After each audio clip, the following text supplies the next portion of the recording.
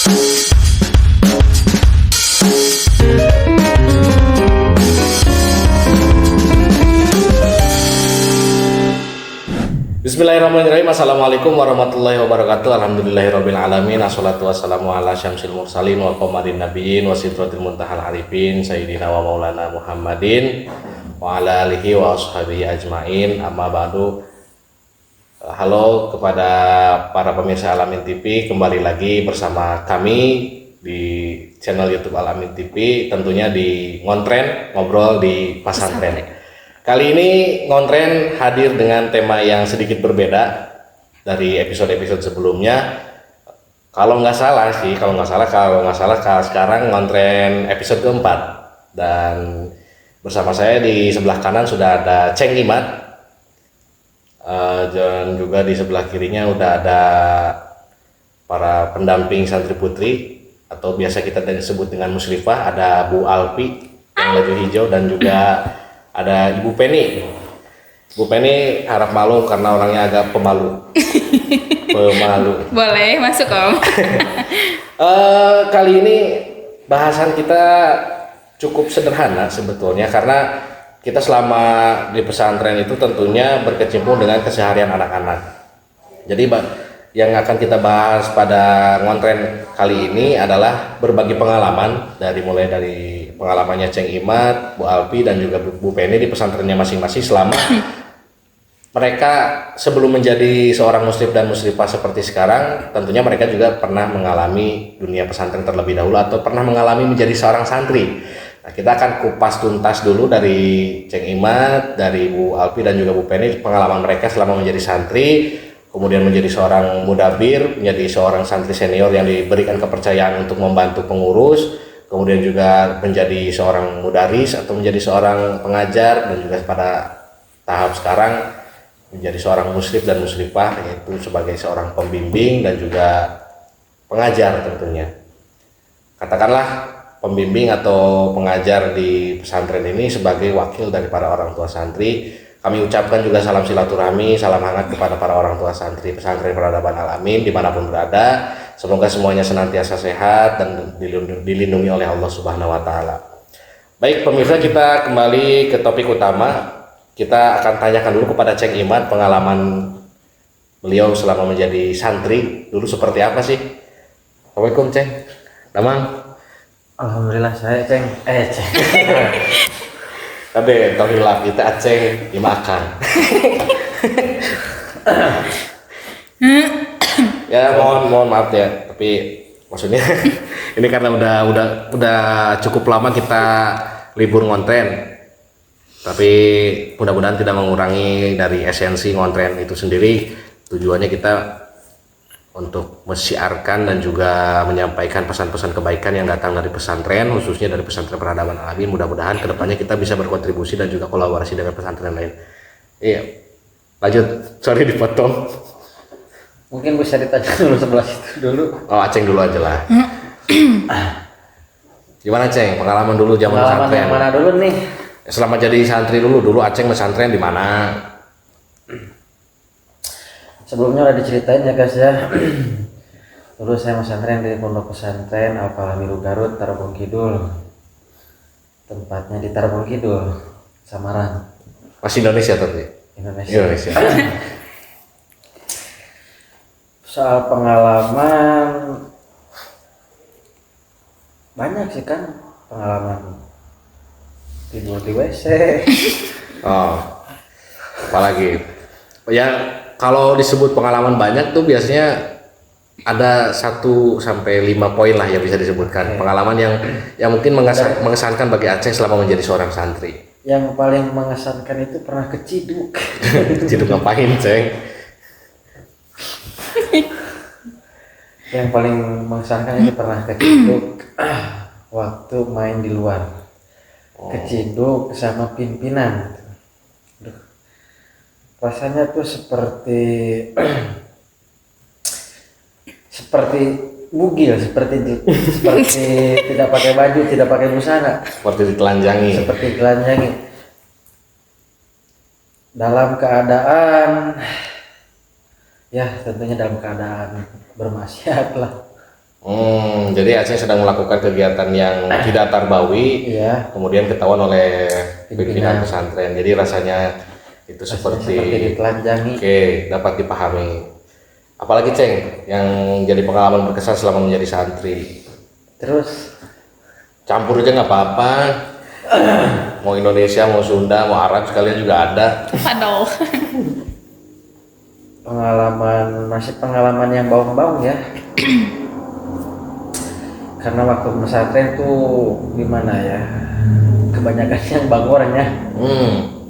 Ya tentunya setiap anak yang dipesantrenkan atau setiap santri yang sedang berproses menimba ilmu pada dasarnya punya karakteristik kelincahan. Nah, kita mungkin nggak nyebut itu bangor atau nakal, tapi kita punya bahasa tersendiri untuk melindungi psikologis anak, bahwa setiap anak itu mungkin punya basic karakter kelincahan masing-masing, utamanya mungkin dari transisi usia anak-anak sampai ke remaja lah. Lanjut Ceng. Dan itu pengalaman yang sangat mengesankan, yaitu pengalaman ketika saya melakukan pelanggaran yang fatal dan hukumannya itu digundul, ditrombol. Digundulnya itu di depan santri sama santriah, sama ustadz, ustazah, sama staf-staf ya. Oke. Itu sangat-sangat memalukan sekali lagi-lagi. Apalagi Ceng. Terus keciduk bawa handphone. Bawa handphone. Sampai udah 2 kali itu keciduk bawa handphonenya dibabetin di situ itu. Emang kenapa sih Ceng ke pesantren sampai segitunya? Maksudnya kenapa anak nggak boleh bawa handphone atau nggak boleh berurusan dengan handphone? Padahal kan di sisi lain positifnya bahwa handphone ini kan sebagai sarana teknologi. Apa sih yang bikin akhirnya pesantren, di setiap pesantren mungkin ya, kebanyakan pesantren mempunyai aturan supaya santri atau anak didiknya itu tidak diperbolehkan membawa handphone. Apa kira-kira Ceng? Mungkin emang karena cara menggunakan handphonenya yang kurang baik. Jadi dikhawatirkan usia anak-anak pada saat itu atau pada usia anak-anak umumnya kalau difasilitasi handphone, apalagi sekarang berbasis gadget Android dan iPhone segala macam, itu bisa merusak fokus pembelajaran ya. Sangat-sangat merusak. Gimana ibu-ibu? Apakah demikian? Ya. Nantilah saya tanyakan satu-satu juga pendapat ibu-ibu. Lanjut, apa lagi Ceng? Selama jadi ngomong-ngomong berapa lama pesantren di Al-Falah itu Ceng?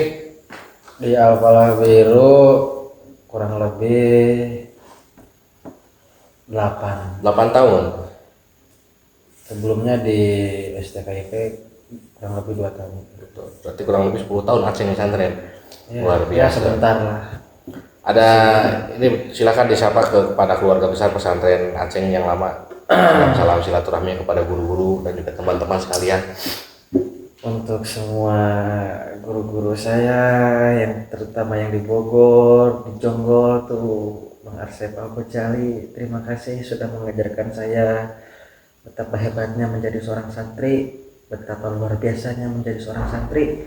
Terima kasih banyak pada guru-guru yang lain juga, kepada Ustadz Muhammad Qasim An-Nabhani yang selalu membimbing saya sampai sekarang juga pun, pada Bapak Ustadz Aceng Jalaluddin yang dari Talaga, terima kasih juga. Kami selalu mendoakanmu wahai para guru-guru kami, dan khusus teruntuk sesepuh pondok pesantren Al-Falah Biru yang tak lupa saya selalu doakan setiap hari juga. Oke, itu demikian bisa kita dalami ya teman-teman. Nah, bahwasanya dalam pengalaman atau dalam dunia pesantren itu berbagai macam kegiatan bisa dilakukan. Karena saya pernah dengar dari guru saya sendiri bahwasanya gambaran kehidupan di pesantren itu adalah gambaran atau miniatur daripada gambaran hidup bermasyarakat luas pada nantinya. Jadi kita di sini belajar bersosialisasi dan juga berteman dengan berbagai dari berbagai daerah lah, berteman dengan anak-anak dari berbagai daerah. Kemudian kita bagaimana caranya mengatur hidup bersama. Nyesel nggak sih Ceng jadi seorang santri pesantren, nyesel nggak? Enggak. Nggak. Tapi berarti kalau nggak nyesel masih pengen pesantren dong? Justru iya. Justru semakin kita pesantren, semakin kita menggali ilmu, rasanya tuh semakin kurang pengetahuan, semakin haus akan pengetahuan. Semakin kita membaca, semakin kita mendalami dan menimba ilmu, ternyata kita tuh semakin menyadari bahwa kita tuh nggak ada apa-apa. Nah, lebih tepatnya Memang seperti betul. itu. Oke, kita beralih dulu ke ibu-ibu Ya. pada musyrifah. Di sini ada Bu Alfi dan juga Bu Penny. Mau siapa dulu? Penny. Bu Penny, oke. Bu Penny bisa diceritakan pengalaman pesantren dulu berapa tahun, di mana pengalaman selama menjadi santri, apakah mengalami juga fase-fase seperti yang Ceng Imat rasakan, pernah menjadi seseorang santri yang lincah, yang kalau bahasa sini mah apa Ceng? Mayor, no? Bayar. Karena pada dasarnya setiap anak punya dunia kelincahan masing-masing dan kita bisa memaklumi itu, terlebih memang situasinya pada lingkungan pesantren yang anak santrinya nggak cuma 1-2 gitu, banyak yang diurus. Silakan Bu. Sebelumnya terima kasih kepada Ustadz Aji yang telah memberikan kesempatannya. Mungkin berbeda sekali karena ini perempuan. Perempuan ini mah Saya yakin kalau perempuan kayaknya nggak banyak kelincahan yang di luar nalar. iya, banyak berpikir. Ya. Banyak berpikir. Dulu pesantren di mana Bu? Tepatnya di Cikajang. Cikajang. Nah, Ya, nama Cikajang. pesantrennya apa? Nah, pesantrennya SMP SMA-nya. Kalau di kami namanya SMP Sanawiyah. SMA-nya Mu'alimin. Oke. Tepatnya di Pesantren Persatuan Islam 97 Cikajang. Ini bisa disampaikan dulu salam silaturahminya kepada teman-teman dan rekan-rekan juga guru-guru yang ada di pesantren Bu Penny sebelumnya. Assalamualaikum, terima kasih kepada guru-guruku dan teman-teman seperjuanganku. Semoga Allah selalu menjaga kita semua dimanapun kita berada dan kita bisa bisa bersilaturahmi kembali, insya Allah di kesempatan nanti, dan semoga kita dipertemukan kembali di surganya Allah Subhanahu Wa Taala. Amin ya rabbal alamin. Oke, bisa kita lanjutkan kepada pengalaman tadi kan saya sendiri meyakini kalau dari kebanyakan jebolan santri putri itu nggak banyak cerita atau nggak banyak pengalaman tentang kenakalan semasa menimba ilmu di pesantren lah, nggak kayak tadi Ceng Imat sampai keciduk sama pimpinan dan lain. Kira-kira pengalaman apa yang paling berkesan selama pesantren di Cikajang? Pengalamannya nggak banyak hukuman, Nggak banyak hukuman, berarti nggak banyak melanggar. lebih gimana ya, kalau hukuman juga nggak berat-berat. Oke. Paling hukuman kesiangan, Ya, tentunya. didenda dengan uang. Nah, tentunya saya rasa kalau untuk setiap hukuman yang dilanggar itu pasti ada ya. Iya. Karena itu hakikat manusia itu tidak pernah tahu apa itu benar kalau tidak salah dulu. Makanya hukuman itu dibentuk sebagai regulasi atau aturan yang membentuk kita menjadi seseorang yang teratur. Dan saya meyakini setiap orang pasti mengalami apa yang disebut dengan pelanggaran-pelanggaran dari dari aturan-aturan tersebut sehingga diberlakukan hukuman. Tapi saya cukup meyakini juga bahwa pelanggaran yang dilakukan oleh Bu Penny dan juga Bu Alfi serta kebanyakan santri putri yang lain yang pada saat ini berada di tahap menjadi seorang mudaris atau mudarisah atau menjadi seorang musyrifah tidak terlalu ekstrim, tidak terlalu berlebihan seperti yang Ceng Imat alami. Apalagi Bu yang bisa diceritakan kepada teman-teman Alami TV bahwasanya dunia pesantren itu seperti apa sih? Ketika Bu Penny mengalami menjadi seorang santri di Cikajang itu, tadi kan ada pengalaman berkesannya nggak banyak hukuman. Emang hukuman di pesantren itu kayak gimana sih? Hukuman atas pelanggaran yang terjadi itu kayak gimana? Kebanyakannya seperti kan di sana pesantrennya nggak semuanya mondok. Nanti orang-orang yang jauh dari tempat pesantren, tempat tinggalnya jauh dari pesantren, nah baru nggak asrama. Kalau di kami mah kebanyakan pulang pergi, jadi nggak menetap di asrama. Nah aku juga termasuk pulang pergi itu. Dan campur berarti ya, nggak cuma yang mukim. Iya, kebanyakan yang pulang pergi. Nah, selama 6 tahun di pondok di pesantren tersebut, pengalamannya itu belajar, jadi belajarnya campur, ada pelajaran agama dan juga pelajaran umumnya disatukan. Apa pelajaran yang paling berkesan yang menjadikan Bu Penny pada saat ini berada di titik sebagai menjadi seorang muslimah? Mungkin lebih banyak orang-orang yang merangkul kita buat ayo kita berbuat kebaikan. Enggak, maksudku pelajaran terfavorit apa sih yang bikin Bu Penny akhirnya bertahan dan tetap ingin menjadi seorang santri? Pelajarannya Apakah dari pelajaran matematikanya atau pelajaran agamanya atau apanya? karena kan seorang santri itu seluruhnya ibadah. Nanti karena ada kata-kata hayatuna kullaha ibadah, seluruh hidup kami adalah seluruhnya ibadah. Jadi karena Jadi mata pelajaran apa? jadi bukan karena kita dituntut banyak belajarnya ya, tapi karena memang salah satu reward atau keuntungan menjadi seorang santri di pesantren itu segala sesuatu aktivitasnya adalah merupakan bagian dari ibadah. ya, Bagi yang belum tahu nih bisa nanti tanya-tanya lebih banyak sama Bu Penny. Ya. Jangan lupa nanti kita juga ada produk merchant yang bisa dibeli dari Alamin TV. Salah satunya kaos yang saya pakai ini adalah kaos Satsat. Ini sering saya gunakan ketika sedang membina atau membimbing santri di luar pelajaran formal.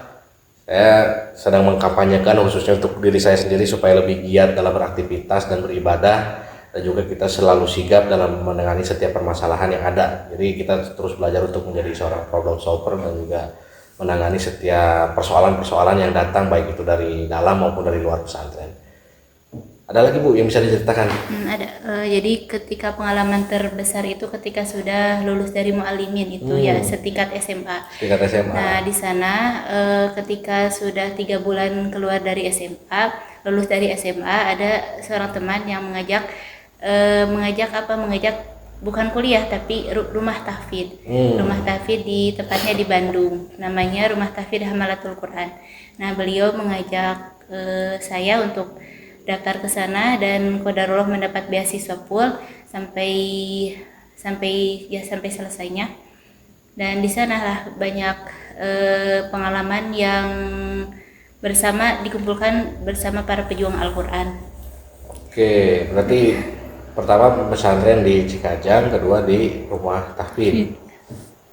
Jadi sebagai informasi tambahan teman-teman, kalau Bu Penny ini merupakan salah satu pembimbing dan juga pengajar tahfidz di pesantren kita, di pesantren Peradaban Alamin, yang setiap hari konsisten mengajar dan membimbing kepada anak-anak santri untuk menjadi seorang hafiz.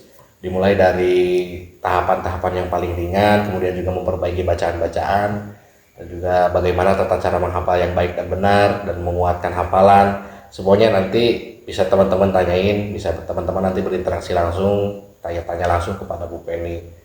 Ada lagi Bu yang bisa diceritain?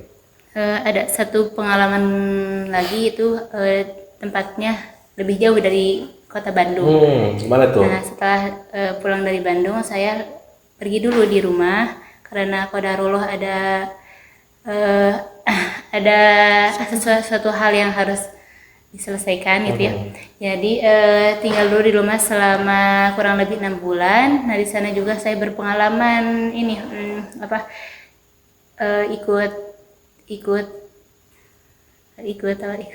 ikut kerja sama orang tua sama ibu.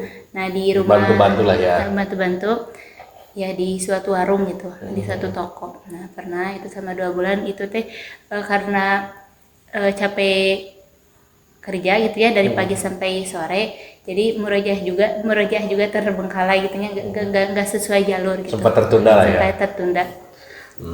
Keren sih. Ini dari tadi Ceng Imat dari, kalau Aceh pesantren basicnya apa Ceng? Salapi ya. Salapi kita banyak lah di Indonesia, khususnya tersebar di beberapa daerah juga banyak pesantren salafi yang memang fokusnya adalah pembinaan ke Kitab Kuning kali ya. Kalau salah itu, kalau Bu Penny kan tadi di pembinaan tahfidznya, Kitab Kuningnya. Dan kita di pesantren kita, khususnya di pesantren Peradaban Alamin, juga menyajikan keilmuan-keilmuan yang memang diambil dari beberapa rujukan pesantren-pesantren ternama. Kemudian kita blending, kita kolaborasikan. Makanya salah satu program unggulan di pesantren kita adalah tahfidz Quran dan juga baca Kitab Kuning, ada juga pendidikan bahasanya. Kemudian kita juga memiliki lahan perkebunan yang luas dan juga peternakan. Alhamdulillah kita baru saja mendapat bantuan untuk membudidayakan ikan nila dengan metode bioflok, dan sedang kita kembangkan. Kita juga banyak peternakan mulai dari sapi, domba, kerbau, dan juga di lahan perkebunan sedang kita tanami beberapa tanaman yang kedepannya bisa menjadi lahan edukasi untuk anak-anak santri di sini. Dan juga jangan lupa nanti di deskripsi ada link donasi bagi teman-teman yang ingin menyumbangkan sebagian hartanya untuk membantu dan menjadi orang tua asuh daripada anak-anak santri kami di sini yang berasal dari keluarga yatim dan juga dari keluarga duafa. Kami sangat berterima kasih kepada teman-teman yang ingin berkontribusi, semoga menjadi ladang ibadah dan juga investasi di akhirat kelak. Kami juga menerima bantuan dan sumbangan buku-buku ataupun bahan bacaan lainnya, kitab-kitab dan lain-lain untuk menjadi referensi-referensi keilmuan yang akan diajarkan di pesantren kami. Baik, kita lanjut ke musyrifah satu lagi nih, ada Bu Alfi. Bu Alfi ini kebetulan di Alamin TV juga menjadi seorang kontributor yang cukup eksis. Bu Alfi ini menjadi seorang vlogger ya. Ya. Rajin banget bikin vlogger, tapi nggak rajin bikin konten. Oke, apa kabar Bu Alfi? Alhamdulillah baik. Baik, alhamdulillah. Bu Alfi gimana, bisa diceritain pengalaman pesantren? Sebenarnya pertama pengalaman pesantren itu selama 6 tahun. Pesantren Cukup di lama ya? Cukup lama. Alhamdulillah di pesantren Persatuan Islam 111 Pamengpeuk, gak jauh dari rumah. Sebenarnya kayak Bu Penny tadi, gak mondok banget gitunya, pulang pergi. Cuman ada di 2 tahun mungkin. Pertama di pas kelas 1 SMA itu mondok 1 tahun, kedua di kelas 3 bener-bener mondok gitu.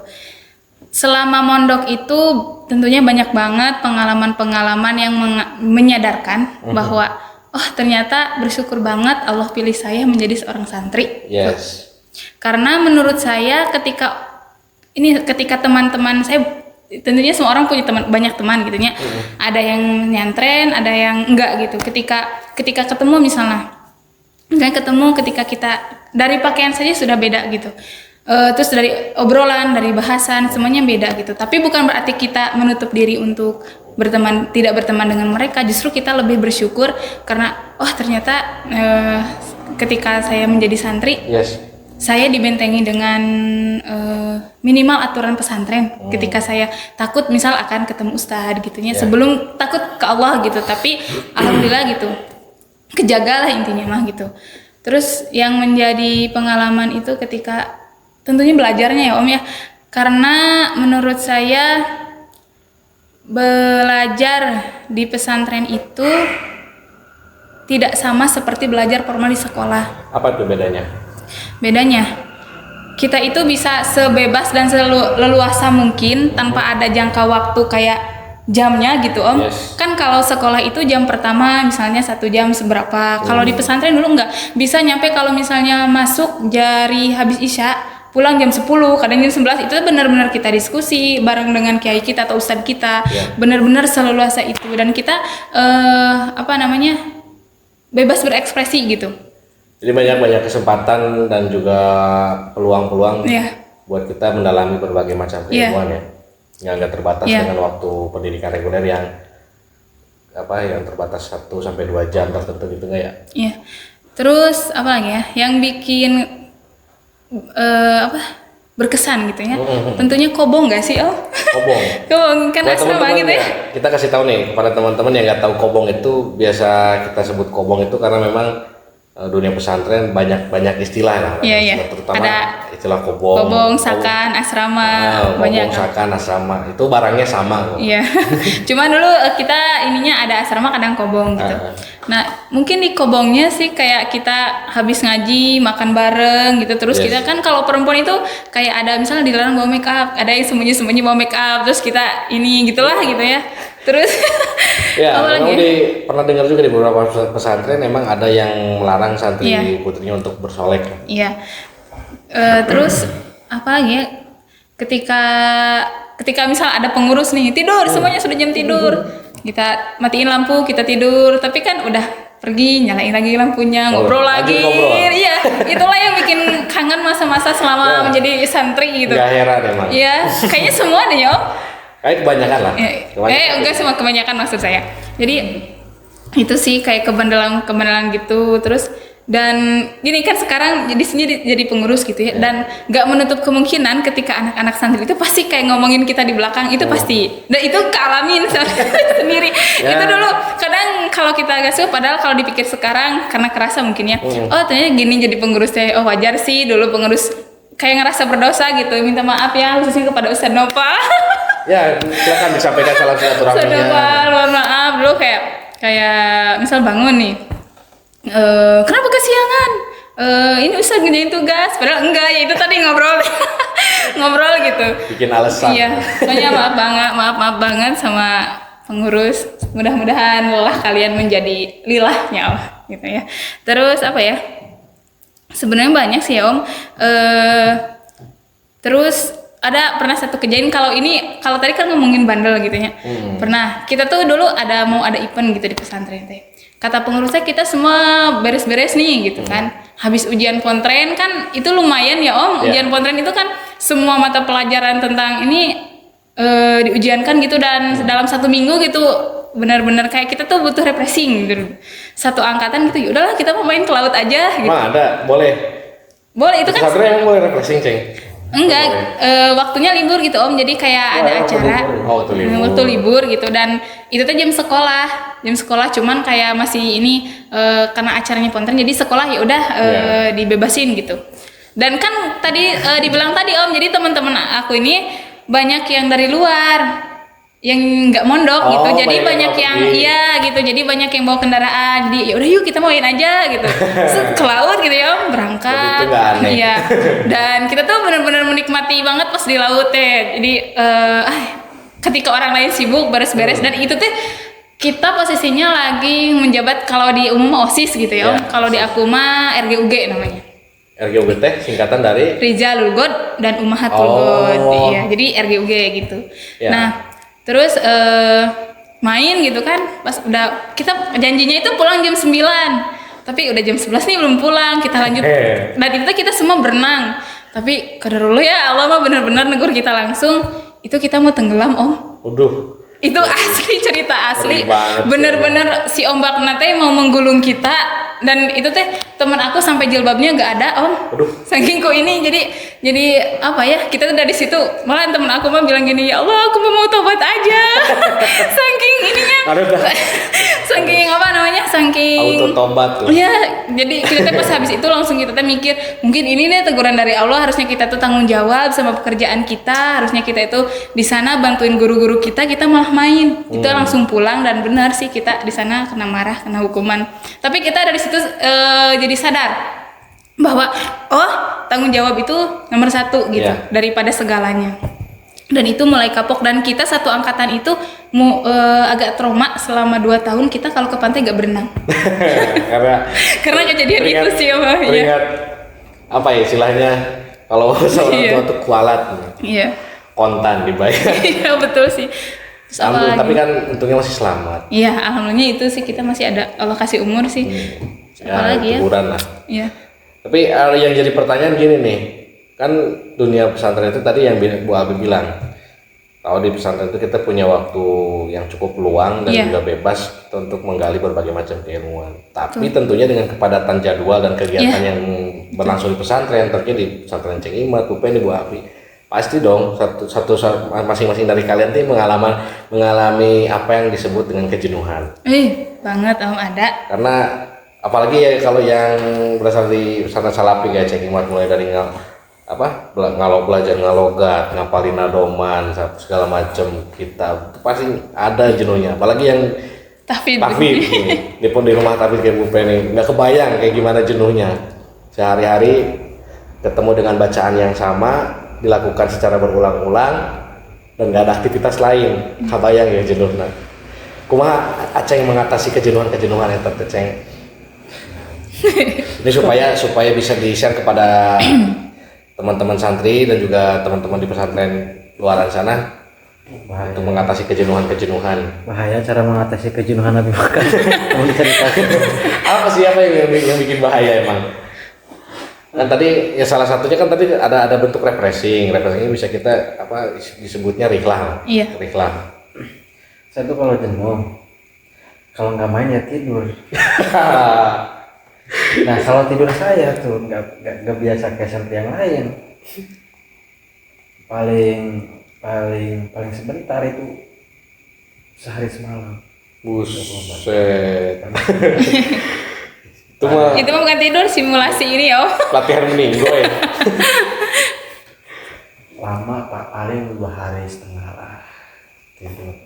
Pernah itu? Ya pernah. Nggak keluar rumah. Terus kalau stres memang ya udah. Nah itu gimana tuh? Keluar. Bagian dari kejenuhan juga. Keluar. Karena emang saya tuh aktif ya di luar. Kebetulan sekolah tuh di luar. Jadi waktu MTS tuh di pesantren ada kayak di sini gitu. Ada sekolahnya. Jenjang ininya. Nah kalau saya tuh memilih untuk di luar, sekolah di luar. Karena emang kalau dibolehin.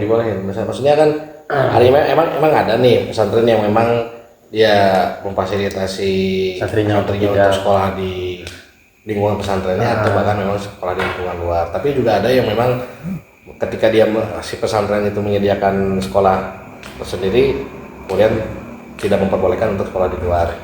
Sebetulnya sih nggak boleh, cuman emang saya tuh orangnya agak nakal gitu. Aktif lah, lincah, agak aktif gitu. Beraktif. Kalau nggak salah udah 3 kali sekolah di SMK. Yang pertama tuh daftar di SMK MA Musadadiyah, Garut. Nggak betah tuh, cuma sekolah 3 hari, pindah ke SMA masih di Musadad. Cuman berapa hari? 4 hari, 2 hari.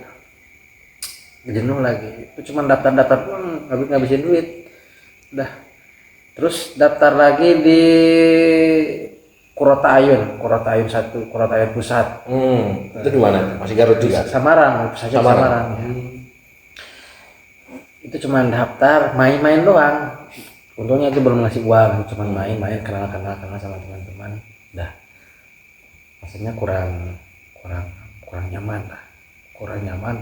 Terus cara belajarnya juga kurang apa ya? Kalau menurut saya ya, karena emang orangnya tua, pengen bebas. Gak mau terus gitu. Saya kira kayaknya kalau bukan pengen bebas sih, karena memang Aceng ini orangnya atraktif kali ya. Jadi membutuhkan ekspresi berlebih, sehingga terkesan memang ingin bebas. Terus daftar lagi tuh di sekolah SMK Plus tuh, itu baru lama tuh, itu sampai 6 bulan. 6 bulan. Lama 6 bulan. Dibanding 3 hari. Iya. Lebih lama dari 3 hari. Bener-benernya. Dan itu selama sekolah di SMK Plus, saya serius, alhamdulillah dapat peringkat juga. Cuman yang saya nggak suka di sekolah itu tuh emang sekolahnya tuh gimana. Jadi ini ceritakan, ini bahaya. Apa ya? Ceritain aja, tapi kalau yang memang terlalu vulgar ya disensor aja ntar gitu. Saya tuh pernah bertengkar sama kepala sekolah. Waduh. Pernah saya marah-marahin ke kepala sekolah. Kok bisa? Kenapa tuh? karena emang nggak adil aja. Oh nggak, karena nggak adil ya. Iya. Tapi kan nggak itu boleh. Ada 3 asrama tuh. Yang pertama asrama Bahrudin, Al-Falah Pusat. Ya. Tuh, yang saya tinggal di situ, yang saya pondok situ. Terus yang kedua ada asrama Nurul Bayan. Yang ketiga ada Minhajul Karomah kalau nggak salah. Apa yang bikin Aceng bisa sampai bertengkar dengan kepala sekolah? Santri asrama Bahrudin itu selalu kalau telat tuh atau ada satu kesalahan aja tuh pasti diusut. Sedangkan santri asrama yang lain itu biasa. Kayak punya dendam tersendiri gitu. Iya. Berarti pelajaran terpentingnya adalah bukan rasa dendam terhadap keadilan, tapi ingin menyuarakan atau ingin mengekspresikan bahwa ini ada kejanggalan dalam regulasi atau peraturan gitu ya. Iya. Sampai guru TU saya tantangin jak duel dia. Waduh, Asli. Agak ngeri ya, Bun. Waktu SMP kelas 1 tuh. serius Ceng? Saya ajak duel dia. Tapi dia Masa sampai diajak berantem? Iya. Tapi jangan dicontoh ya, jangan dicontoh. Ini hanya pengalaman Aceng. Mudah-mudahan di sana tidak meniru, karena kita ketahui juga ekspresi anak ketika memang mengalami tekanan atau rasa ketidakadilan itu berbeda-beda. Nah, boleh lanjut. Sempat punya niat ingin nyulik itu tuh, nyulik si guru TU sama kepala sekolah. Sampai segitunya Kacau. Iya. Kacau. Sampai mau bakar juga sekolah tuh. Waduh. Hampir-hampiran gara-gara Tapi enggak ya. enggak. Kemudian hal apa yang bisa menyelamatkan Aceng dari emosi berkelanjutan? Apa ya? Sadar aja. Tiba-tiba sadar. Wah, itu kan Mikir 2 kali. mungkin dua kali. Iya. Iya lah. Kayak pakai baju oren. Tapi sama teman-teman sekolah yang lain udah direncanain sama anak-anak luar. Itu kan makanya tindakan-tindakan anarkis seperti itu yang akhirnya untungnya Aceng cepat disadarkan dan mendapat kesadaran dari Allah Subhanahu Wa Taala untuk tidak melanjutkan kegiatan anarkis tersebut. Banyak di beberapa lembaga pendidikan di luaran sana yang sampai terjadi hal-hal anarkis, bahkan berlebihan sampai terjadi pembunuhan antara. Itu berawal dari hal-hal sepele sebetulnya ya, kayak tadi lah dari rasa ketidakadilan, tidak merata terhadap semua murid. Karena juga mungkin yang harus diteliti sebetulnya adalah pola pendidikan seperti apa, sehingga ketika ada hal atau ada pemicu emosi dari murid itu terjadi hal-hal seperti demikian. Itu yang harus dikoreksi sebetulnya sih menurut saya. Tapi ya mudah-mudahan kedepannya tidak ada lah, dan kita dunia pendidikan di Indonesia ini khususnya di setiap pesantren mudah-mudahan mendapat perkembangan yang lebih maju dan juga lebih pesat, sehingga ini kan kita di tengah-tengah gempuran pro kontra tentang dunia pesantren yang seperti terjadi kemarin di pesantren gitu kan, pro kontranya kan banyak banget. Tapi ya mudah-mudahan dengan hadirnya ngontren ini bisa membantu menyuarakan pesan-pesan kebaikan dari pesantren. Bahwasanya dunia pesantren itu nggak semuanya jelek, nggak semuanya bobrok, nggak semuanya hancur. Justru dibanding dengan kejelekannya, saya rasa dunia pesantren lebih banyak kebaikannya kok. Karena kejelekan itu terjadi di mana saja sih sebetulnya, nggak cuma dunia pesantren. Cuman kadang-kadang ada oknum-oknum tertentu yang memojokkan dan menyudutkan bahwa setiap ada kejelekan yang keluar dari lembaga pendidikan, apalagi berbasis agama kayak pesantren, itu digorengnya parah sih. Iya, betul. Kalau Bu Penny gimana? Selama pondok di rumah tahfidz, Mengatasi kejenuhan tuh kayak gimana sih? sebenarnya gak ada kata jenuh ya. Nggak ada. Wah, ini Karena agak lain. Insya Allah. Agak lain memang. Karena emang gak hanya targetnya hafal saja, tapi sambil memahami. Oke, sorry. Di samping menghafal juga ada kegiatan-kegiatan yang di luar menghafal, Beda nih. sepertinya Emang agak beda nih. Sorry potong dikit. Jadi kita menemukan dua sisi akhirnya. Ada santri yang menemukan kejenuhan dalam pembelajaran, ada yang tidak. Tapi yang jadi pertanyaan, apakah yang mengalami kejenuhan ini tingkat semangat belajarnya tidak sama dengan yang sungguh-sungguh sehingga tidak mengalami atau tidak merasakan kejenuhan, atau bagaimana? Nanti kita pelajari bersama. Nanti silakan komen-komen apa yang bisa menjadi pelajaran di situ. Ini saya mau jawab sedikit ya. Oh, boleh. Saya tuh gampang jenuh orangnya ya. Oh, berarti gimana orangnya? Iya, tapi kalau soal belajar, soal belajar, kalau lagi serius-seriusnya tuh. Oke, guys, kita lanjut ya. Sorry tadi ada sedikit kendala teknis. Tadi kita sampai di pertanyaan tentang pengalaman kejenuhan. Ceng Imat dengan segala aktivitas di pesantrennya mengalami kejenuhan.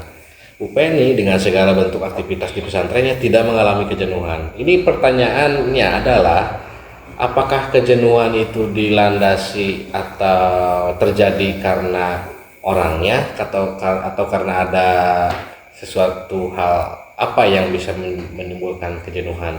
Kan bisa aja orang mengalami kejenuhan itu karena lingkungan atau teman satu circle-nya yang bawa-bawa. Aceng gimana tadi dengan segala aktivitas tindak kenakalan remajanya waktu itu dibawa orang atau ngebawain orang untuk jadi bandel atau Mungkin sendiri? saya suka orangnya suka bersosial gitu. Ya ikut-ikutan gabung sama orang lain.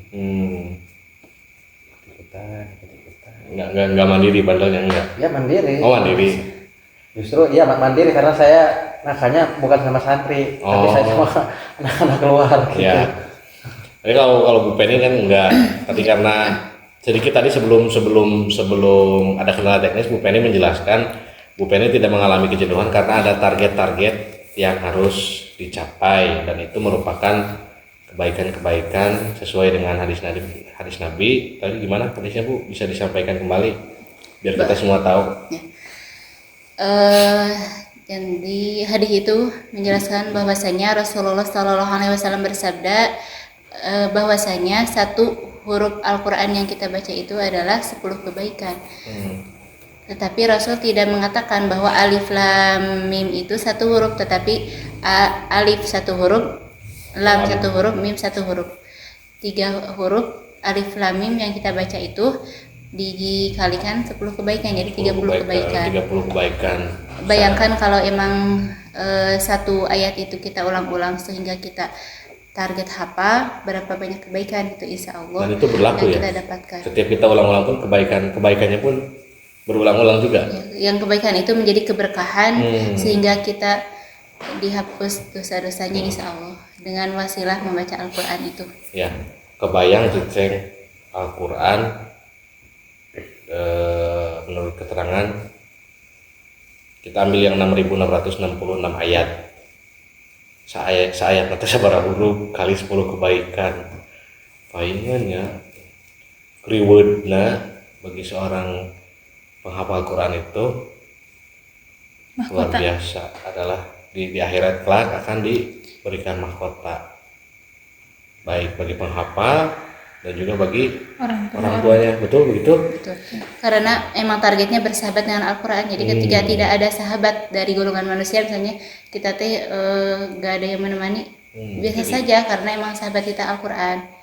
Kalau kita bersahabat dengan Quran, berarti kita dekat dengan firman-firman Allah, dekat dengan Allah. Dan emang Al-Quran juga nanti kalau kita di dunia ingin menjadikan Al-Quran sebagai sahabat di akhirat dan menjadi syafaat, berarti di dunia kita harus bersahabat dengannya.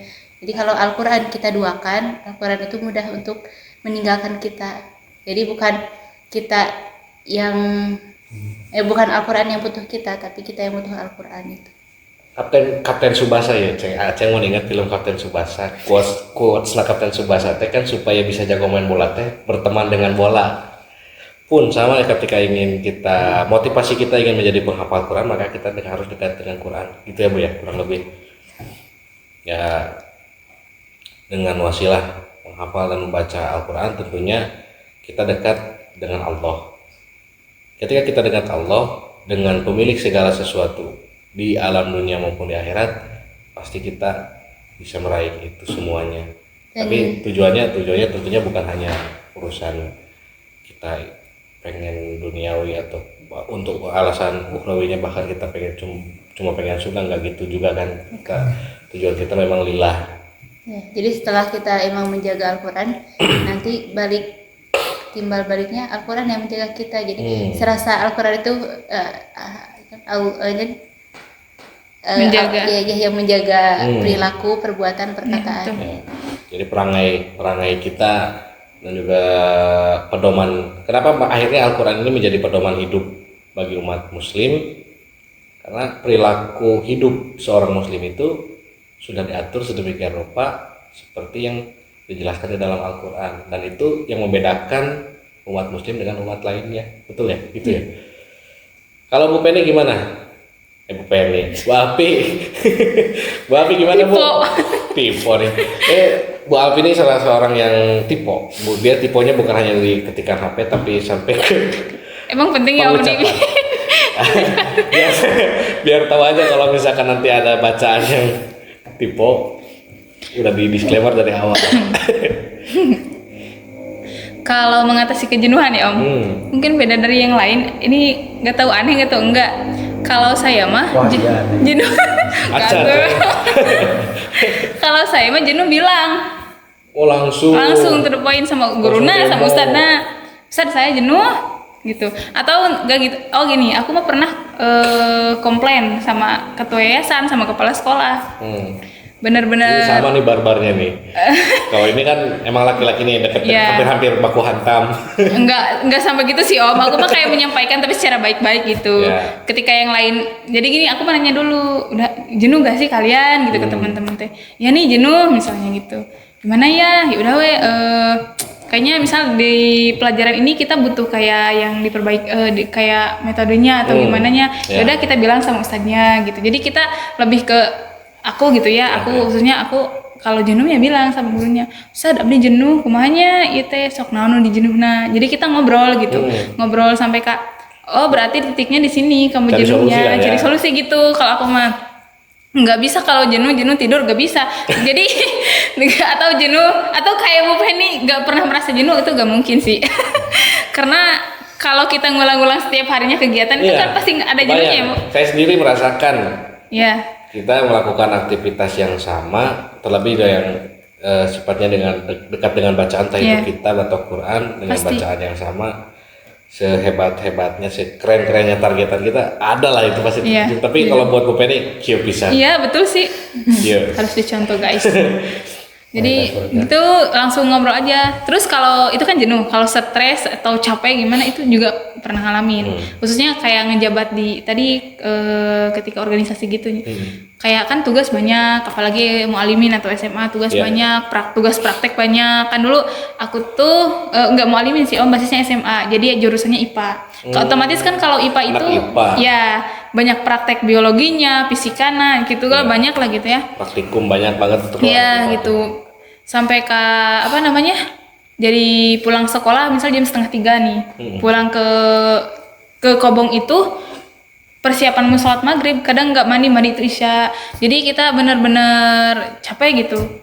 Tapi bilang, kan dulu tuh ada hawar gini, kurikulum itu anak gak boleh dikasih tugas. Tapi tugasnya, tapi jamnya di full day-in, gak ada tugas. Nah itu gak ada PR sedangkan kita masih praktek itu kan udah tugas gitu.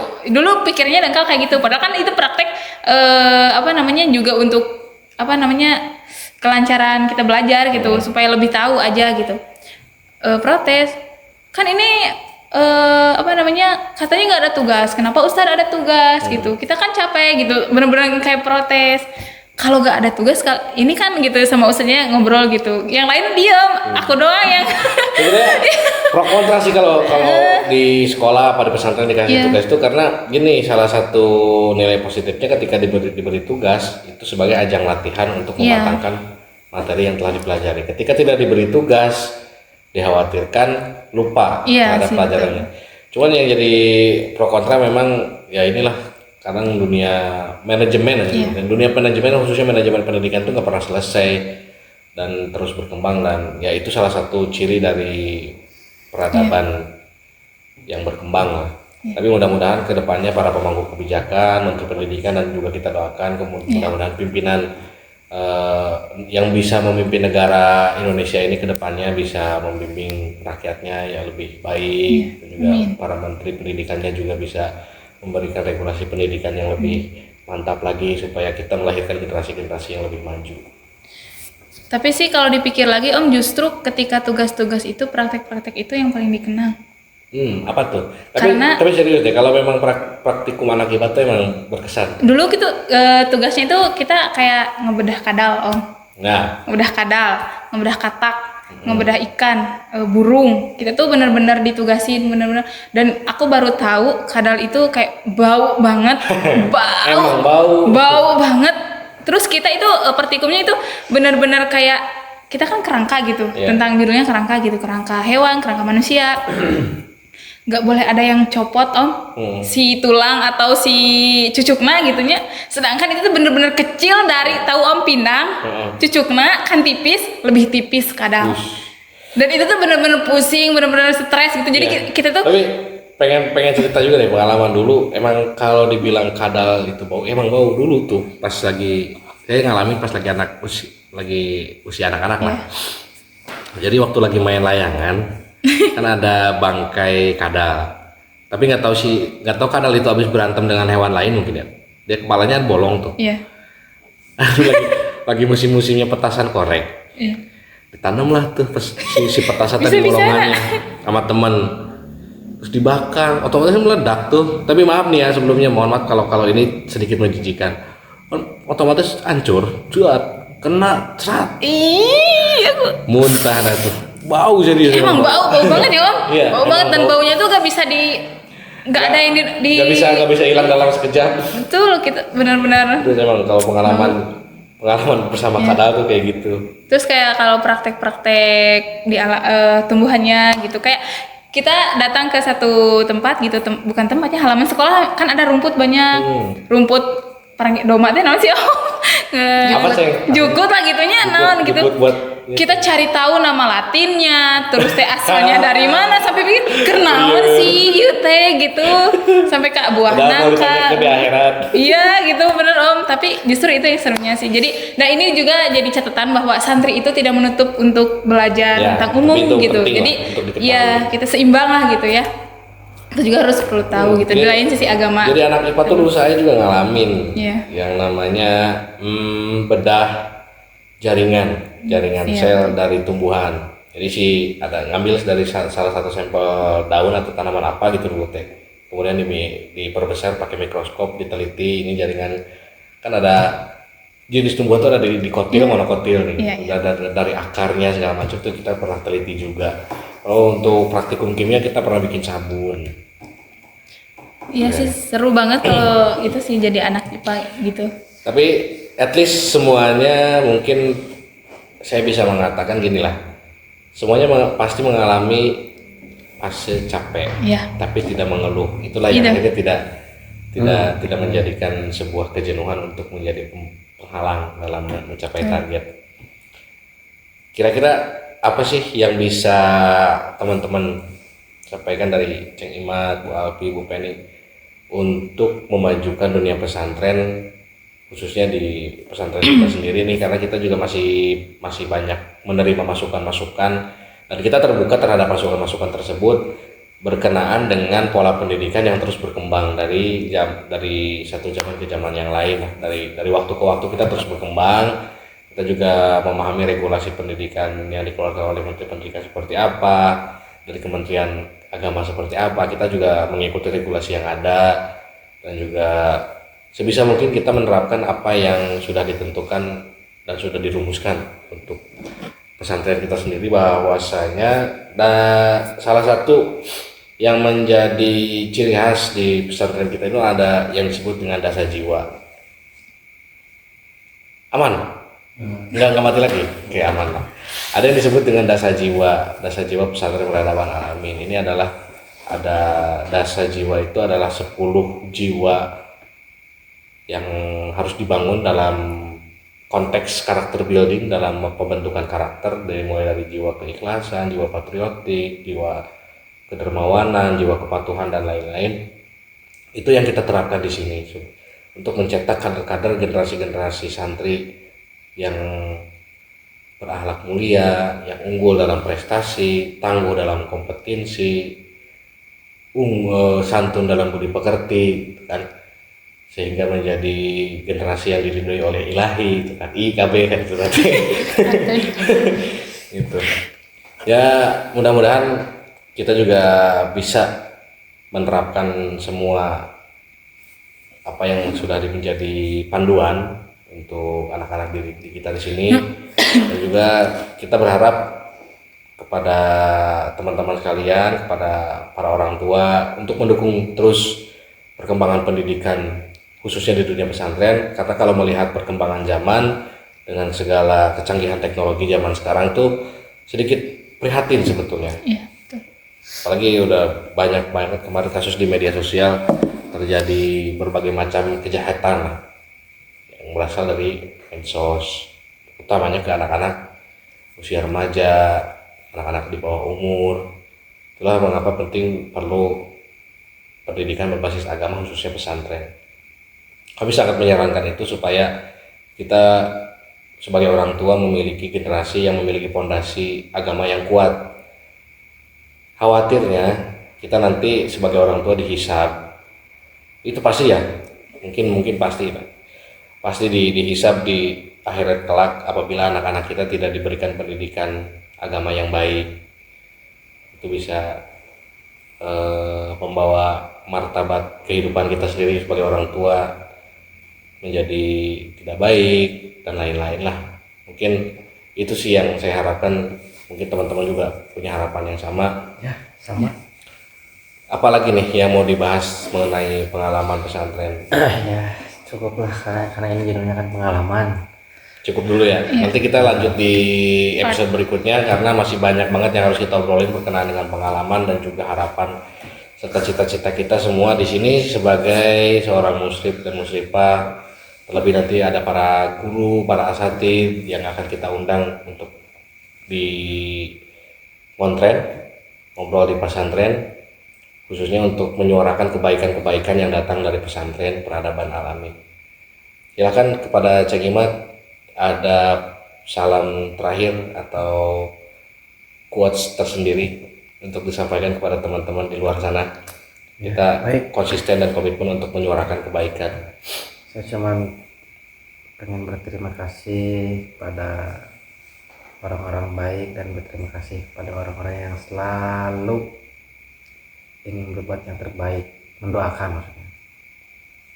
Dari Bu Api silakan.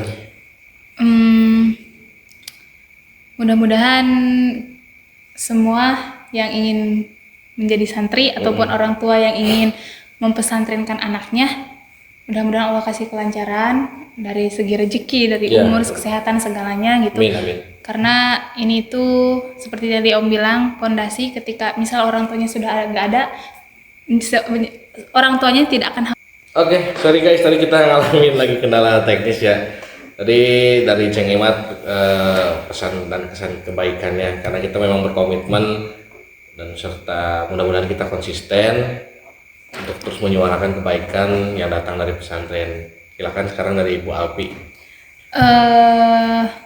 Kesan-pesannya sih khususnya kepada orang tua ya, kedua orang tua yang mau mempesantrenkan anaknya, jangan pernah takut apalagi ragu, mau itu masalah rezeki atau apapun itu, karena menurut saya ketika kita benar-benar meniatkan untuk menuntut ilmu, Allah itu pasti kasih jalan Om. Betul.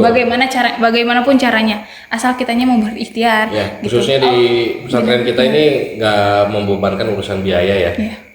Yang penting anak dan orang tua sepakat untuk berangkat ke pesantren. Urusan pembiayaan nanti sudah diatur sedemikian rupa, kita tidak memberatkan dan membebankan pembiayaan kepada para orang tua. Yang penting anak mau pesantren, kita selamatkan generasi kita untuk menjadi generasi yang punya fondasi agama dan juga berwawasan luas. Apalagi Bu?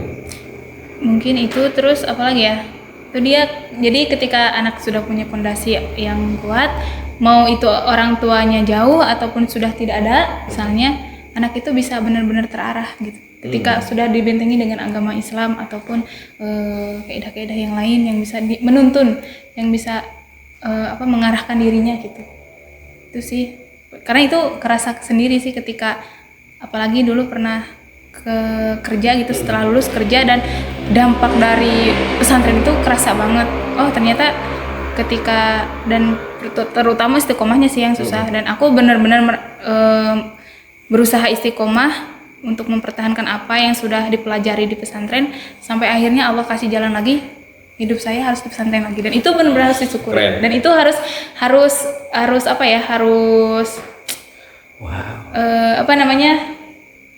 Eta we. enggak sih, harus tertanam dari alumni atau alumni santri yang lain. Ya, Jadi jangan pernah menghilangkan sebuah label santrinya. Karena Itu sih. gagasan itu harus mengakar. Ya. Jangan lupa pokoknya mondoknya di pesantren Peradaban Al Amin. Oke, thank you. Dari Ibu Penny sebagai penutup. Ya, kesan pesan untuk para santri semuanya, berbanggalah karena apa? Karena di pondok pesantren dimanapun berada, kita dirangkul dan diajari hukum-hukum hukum-hukum dari Allah gitu. Ya. Jadi hukum-hukum yang Allah larangan dan perintah yang Allah berikan.